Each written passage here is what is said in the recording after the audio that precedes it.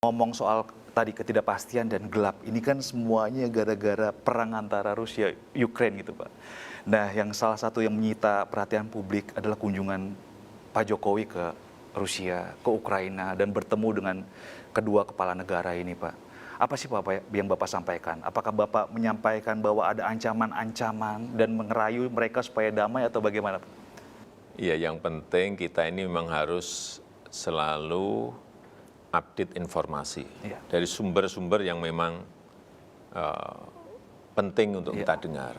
Saya kira Bank Dunia, IMF, OECD, kemudian pertemuan-pertemuan di G7 itu penting sekali, G20 nanti juga sangat sangat penting sekali. Dan saat saya ke Ukraina, ke Rusia, ke Kiev, ke Moskow, saya berbicara banyak dengan Presiden Zelensky selama hampir 1,5 jam di Kiev. Saya ingin agar kedua negara ini ada ruang untuk dialog. Itu aja, nggak usah terlalu kita harus damai. Ada ruang ketemu dan ada ruang dialog terlebih dahulu. Kemudian tahapan yang kedua, kalau bisa mulai berbicara mengenai gencatan senjata.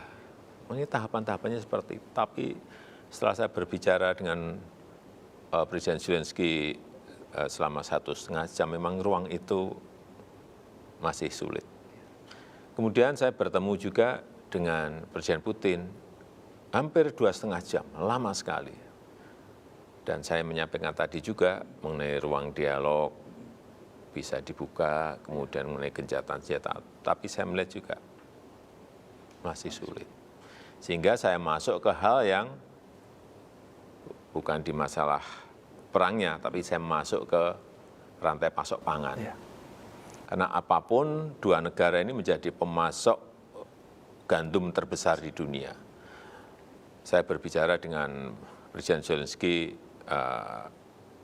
beliau menyampaikan ada stok di gudang 22 juta ton. Kemudian panen yang baru 55 juta ton, artinya 77 juta ton gandum ada di Ukraina.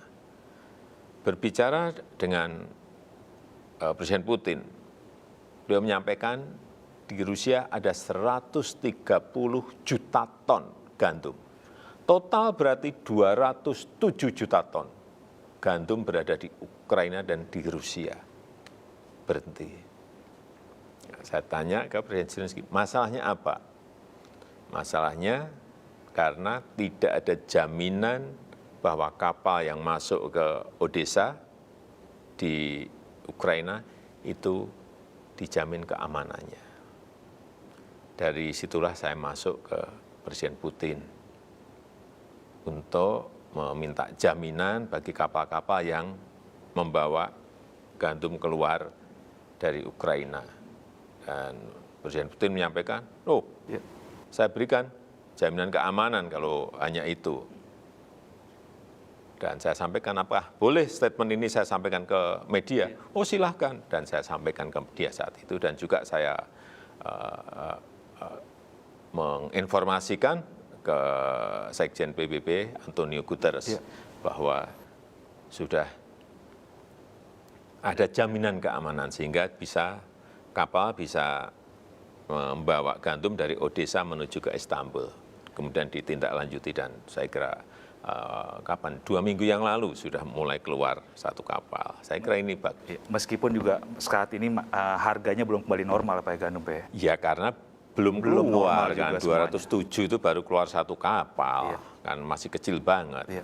Jadi harganya masih tinggi. Itu yang kita kejar.